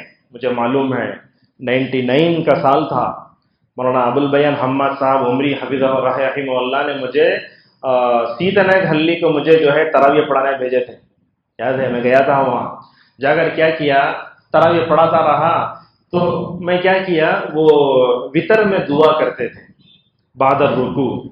اب وہ وہاں کوئی مرزا صاحب تھے، انہوں کیا کرے، ایک دن بخاری کی حدیث کا نمبر لکھ کو لائے، مولوی صاحب بخاری میں قبل الرکوع میں غلط ہے۔ ہنگامہ کھڑا ہو گیا۔ اور اس وقت کیا تھا، وہ ایک مطلب ایڈوکیٹ تھا، ان کا انتقال ہوا تھا، مشتاق صاحب کے والد صاحب شاید وہ تھے، ان کا انتقال ہوا تھا۔ اس وقت حماد صاحب جنازے میں آئے تو پوری پبلک پکڑ لی، مولوی صاحب انہوں بعد الرکوع پڑھ رہے ہیں، بخاری میں قبل الرکوع ہے۔ ابوالبیان حماد صاحب رحمہ اللہ نماز جنازہ پڑھانے کے بعد، اس دن تراویح میں تھے، تراویح کے بعد کھڑے ہو کر پورے گاؤں والوں کو سمجھایا، دیکھو قبل الرکوع بعد الرکوع کا کیا طریقہ ہے، کیا دلائل ہیں، ماشاءاللہ اچھے انداز سے مل جائے، سلجھ گیا۔ تو کوئی عالم عمل کر رہا ہے، ایسے ہوتا ہے 3 رکعت ایک سلام سے پڑھو، 2 رکعت پڑھ کے سلام پھر کے اٹھ کے پڑھو، یہ کوئی حرج نہیں، کبھی اس پہ عمل کبھی۔ اس لیے یو پی وغیرہ میں دیکھیں گے آپ، رمضان آدھا رمضان قبل رکوع پڑھتے، آدھا رمضان بعد رکوع، دونوں حدیثوں پہ عمل ہو جاتا۔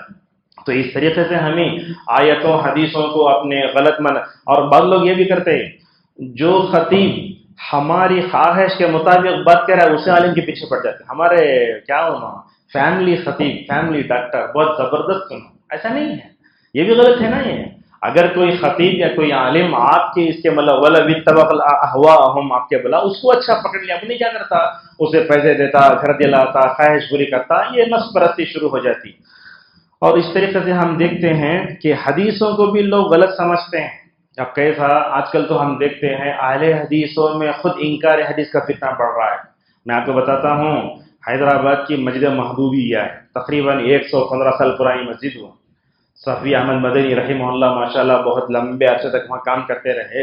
ہم دیکھتے ہیں وہ مہدوی فرقہ بہت ہے وہاں چنچل گوڑا کے علاقے میں، اور وہاں کیا ہوتا ہے، ہر دن عشاء کی نماز کے بعد منکرین حدیث کا درس ہوتا ہے۔ ہمارے نوجوان کیا کر رہے ہیں، حدیثوں کو سمجھنے کے بجائے خوارج کا مزاج لا لے کے، علماء کو کمتر سمجھ کے، علماء سے دور ہو جا کے ان کے درس میں جا کے بیٹھ کے آتے ہیں۔ ایک دن ہم مسجد محبوبیہ میں درس دے رہے تھے، ایک نوجوان آ کے وہ حدیث کی تشریح کے بارے میں ایسے سوالات کر رہا ہے، آج تک وہ چیزیں سنا بھی نہیں کیا ہے۔ لہذا وہ آزادی کے نام پر سلفی نوجوان کیا ہو جا رہا ہے، خوارج اور شیعہ کی اس میں گرفتار ہو گئے، نعوذ باللہ، وہ اپنے آپ کو جو ہے ختم کر لے رہا۔ اور اسی طریقے سے عوام میں اور ایک چیز ہے، اہل علم کو لڑانا، انہوں ویسا بول کو گئے نا، تمہیں کیسا بولتے ہو، غلط ہے تمہیں، اس طریقے سے۔ اور ایک بات بھی ہے، ہمارے معاشرے میں ہم دیکھتے ہیں کہ شخصیت پرستی بھی شروع ہو گئی ہے، وعظ و نصیحت کے نام پر۔ ایک عالم دین آ کے خطبہ دیتا ہے، اگر وہ عالم دین وہ مسجد چھوڑ کے دوسری مسجد چلا تو پوری پبلک وہاں بھاگ جاتی۔ یاد رکھو، یہ خطبہ عبادت ہے، کوئی بھی دے ہمیں اسے عمل کی نیت سے سننا چاہیے۔ دیکھو میں آپ کو بتاتا ہوں، حضرت عیسیٰ علیہ السلام کے بارے میں اللہ نے کیا کہا؟ حضرت عیسیٰ نے نہیں کہا کہ تم میرے بندے بن جاؤ، اللہ کے بندے بن کر گزارو۔ اور آپ دیکھو ابن تیمیہ، ابن القیم، یہ بڑے بڑے علماء ہیں، ان علماء نے ماشاءاللہ لوگوں کو اپنی ذات سے نہیں جوڑا، ابن تیمیہ نے مخلوق کو اللہ سے جوڑا، ابن القیم نے لوگوں کو اللہ سے جوڑا، اور علامہ البانی رحمہ اللہ اس دور کے مجدد مشہور محدث عالم دین، ان کے بارے میں بھی علماء فرماتے ہیں جیسے اللہ تعالیٰ نے ابن تیمیہ کو اچھے شاگرد دیے، ویسے علامہ البانی کو بھی ماشاءاللہ اللہ تعالیٰ نے اچھے شاگرد دیے۔ اور علامہ البانی کا سب سے بڑا کارنامہ یہ ہے، امت کے اندر جو اتباع کی روح کمزور پڑ گئی تھی، اس اتباع کی نئی روحوں کی حدیث پر عمل کرنے کا فن بتایا، اور اس کے بعد صحیح اور ضعیف کو الگ کرنے کے بعد ماشاءاللہ علامہ البانی کا اور ایک کارنامہ یہ ہے، علامہ البانی نے اپنے شاگردوں کو اپنے ذات سے نہیں جوڑا، بلکہ علامہ البانی نے اپنے شاگردوں کو حق سے جوڑا۔ لہذا کوئی بھی عالم دین کہیں بھی خطبہ دیتا ہے، درس دیتا ہے، لوگ آ کر اس سے جڑے تو وہ خطیب کو اور عالم کو اپنے ذات سے جوڑنے کے بجائے حق سے جوڑنے کی مکمل طور پر کوشش کرنا چاہیے۔ لہذا شخصیت پرستی نہیں ہونا چاہیے۔ اور اسی طریقے سے ہم دیکھتے ہیں عوام میں اور ایک چیز ہے، وہ کیا ہے؟ غیر متخصص سے سوالات۔ یہ بات یاد رکھیں آپ، ابن مسعود رضی اللہ عنہ کہتے ہیں، ابن مسعود رضی اللہ عنہ کہتے ہیں کیا قول کہ ہم اس زمانے میں ہیں کہ علماء زیادہ ہیں، خطبہ دینے والے کم ہیں، مگر تم پر ایک زمانہ آئے گا خطبہ دینے والے زیادہ ہوں گے، علماء کم ہو جائیں گے۔ آج یہی تو ہے، ہر عالم خطیب ہے، جملہ سمجھ رہے ہیں آپ؟ ہر عالم کیا ہے؟ خطیب، مگر ہر خطیب کا عالم ہونا ضروری نہیں ہے۔ لہٰذا خطیب خطبہ دینے آتا ہے، وہ غیر عالم بھی ہو سکتا ہے، لہٰذا غیر متخصص سوال بھی نہیں کرنا چاہیے۔ ہمارے قوم کی پریشانی یہ ہے، جو ٹائی بن لے کو پینٹ شرٹ پہن لے کے جو ہے مطلب میڈیا کے سامنے آ گیا، اس سے جا کر فقہی سوالات کرنے کی ضرورت کیا ہے؟ اب انہوں جواب دینے پہ آئے تو بولے تھے مکروہ ڈبل حرام کو کہتے ہیں، یہ بھی کر سکتے وہ بھی کر سکتے، اس طرح کی باتیں نعوذ باللہ آتی ہیں۔ اور اسی طریقے سے ہم دیکھتے ہیں کہ وعظ و نصیحت کو لے کر شخصیت میں غلو بھی ہوتا ہے، یعنی خطبہ دیے تو ان کا خطبہ سننا، دوسروں کا خطبہ سننا نہیں۔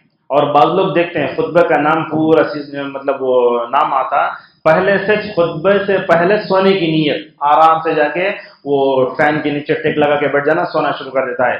اور اسی طریقے سے ہم دیکھتے ہیں کہ لوگ بڑے علماء سے فائدہ نہیں اٹھاتے۔ ہمارے پاس ایک چیز یہ بھی ہے، نئے نئے فارغوں کو آ کر رہتے ان کو چڑھاتے چنے کے جھاڑ پہ۔ اس طریقے سے چھوٹے چھوٹے جو نئے فارغ ہوتے ہیں ان کو چاہیے کہ وہ اپنے شہر میں جو بڑے بڑے علماء ہوتے ہیں ان علماء کی نگرانی میں کام کرنا، اور مسجد کی کمیٹی کو بھی چاہیے کہ وہ چھوٹے چھوٹے نئے نئے لوگوں آتے ہیں ان کے سر پہ نہیں چڑھا لینا، تجربہ چاہیے۔ اسی لیے اللہ کی نبی نے کہا البرکۃ فی اکابرکم۔ اور اسی طریقے سے ہم دیکھتے ہیں کہ ہمارے کچھ لوگ وعظ و نصیحت کے نام پر عورتوں کے خطابات کو بھی سنتے ہیں۔ کیا صحیح بخاری کی تشریح کسی مرد نے آج تک نہیں کی ہے؟ کی ہے تو عورتوں کی خطابت کو سننے کی ضرورت کیا ہے؟ میں اشارے کے نام میں بات کرتا ہوں، لوگ کام کرتے ہوں گے، آڈیو آتا ویڈیو آ رہا، تو ضرورت ہے کیا؟ صالح فوزان حفظہ اللہ تو بولتے اللہ تعالیٰ نے عورتوں پر دین کے کام کو واجب نہیں کیا، اگر آپ کر رہے ہیں عورتوں کے مطلب دائرے میں رہ کر، بلکہ میں تو مدرسوں میں کہتا ہوں، جن مدرسے میں عورتوں جن لڑکیوں کے مدرسے میں تعلیم ہوتی ہے، ان لڑکیوں کی قرأت کو بھی، نظم کو بھی، تقریر کو بھی اپلوڈ کرنے کی ضرورت نہیں ہے۔ کیوں؟ اس لیے کہ اس سے فتنہ پیدا ہوتا ہے۔ لہذا ہم دیکھتے ہیں کہ ہمارے نوجوان جا کے لڑکیوں کے درس سن لیتے ہیں، وہ سن لیتے، بولتے نیچے لکھتے پیاری آواز ہے بہن آپ کی، فتنہ ہے۔ تو اس طریقے سے غیر علماء کے پیچھے نہیں جانا چاہیے۔ اور اس کے بعد آخر میں اور ایک بات میں نے لکھی ہے، ویوز اور لائکس، اس کو بھی ہم معیار نہ بنائیں۔ اب فلاں کے لائک زیادہ ہیں، فلاں کے ویوز زیادہ ہیں، ان کے یوٹیوب پہ زیادہ یہ ہو رہا ہے، لہٰذا اس کو دیکھ کر بھی جو ہے نہیں ہونا چاہیے۔ انشاءاللہ 5 منٹ میں اپنی بات کو سمیٹتے ہیں۔ تو یہ میں نے آپ کے سامنے بتائی اس کا کیا ہونا چاہیے۔ اور ایک بات یہ بھی ہے، غیر مناسب وقت میں نصیحت کا مطالبہ بھی نہیں کرنا چاہیے۔ مثال کے طور پر نماز ظہر کے بعد پروگرام نہیں رکھنا، اس لیے کہ نماز ظہر کے بعد کھا کر انسان کیا رہتا ہے، مطلب سونے کا وقت رہتا ہے، اسے خروڑ کا وقت رہتا ہے، اگر آپ اس وقت تقریر کیے تو صحیح نہیں ہوگا۔ اور اسی طریقے سے ہم دیکھتے ہیں کہ لوگ قصے کو زیادہ پسند کرتے ہیں، اب پتہ نہیں قصے کی نہ دم ہے نہ سر ہے، پتہ نہیں کہاں سے لا کے بولتے ہیں، اس کو بھی لوگوں کو ہنسانا، جیسے میں نے کہا۔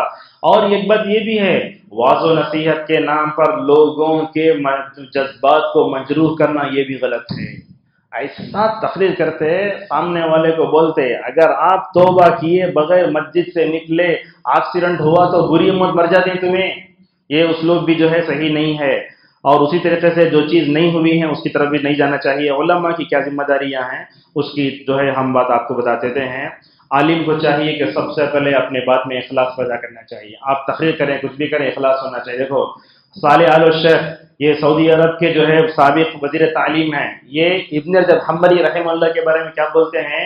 ابن رجب حنبلی رحمہ اللہ ماشاءاللہ بہترین عالم دین، بلکہ تزکیہ نفس کا جو منہج انہوں نے جو دنیا کو دیا ہے بہت کم علماء۔ اور ابن رجب کا ماشاءاللہ کیا ہے، خوبی کیا ہے، ابن تیمیہ کے بھی شاگرد، ابن القیم کے بھی شاگرد، دونوں کے شاگرد ابن رجب۔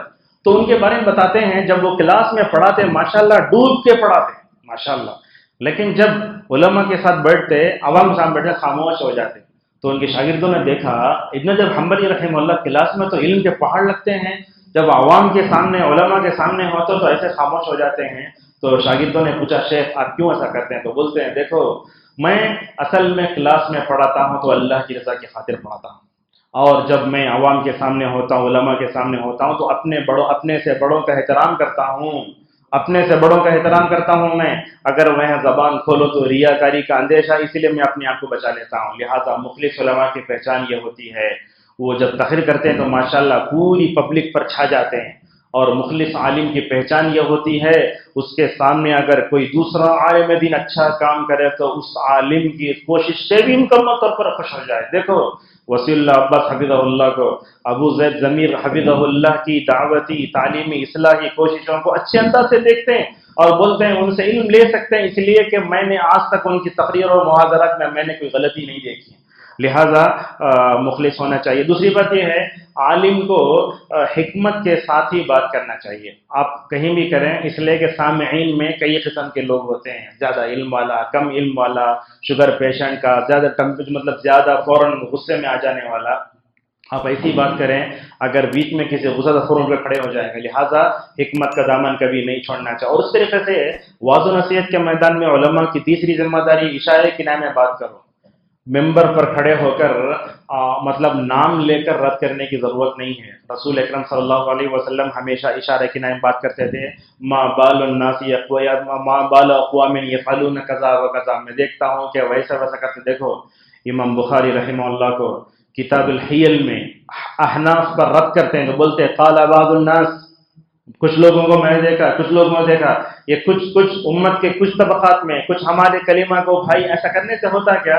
ماشاءاللہ ہم اصلاح کر سکتے ہیں اگر ہم عوام میں کھڑے ہو کر یہ تحریکوں کا، جماعتوں کا نام لے کر اگر کھلے سے بول دیے، اس کا نقصان یہ ہوتا ہے کہ ہمارے پاس آنے والے لوگ بھی جو ہے یہ ہو جاتے ہیں۔ اور اسی طریقے سے ہم تقریر کرتے ہیں، کچھ بھی کرتے ہیں تو ماشاءاللہ وقت کا، میں خود وقت کا لحاظ نہیں رکھ رہا ہوں، وقت کا لحاظ کرنا چاہیے۔ اس میں خطبہ جو ہوتا ہے 35 سے 40 منٹ تک کا ہو، فجر کا درس ہو، عشاء کا درس ہو، کوئی بھی ہو، ہمارے پاس ہوتا کیا ہے 1.5 گھنٹہ 2 گھنٹے 2.5 گھنٹے درس سنتے ہیں، اس میں نہ قرآن کی آیت، نہ حدیث، نہ کوئی پیغام ہوتا ہے، بس چلائے جا رہا ہے، بیچ بیچ میں پانی پی رہا ہے، وہ ہوتا ہے، لہٰذا طول نہیں دینا چاہیے۔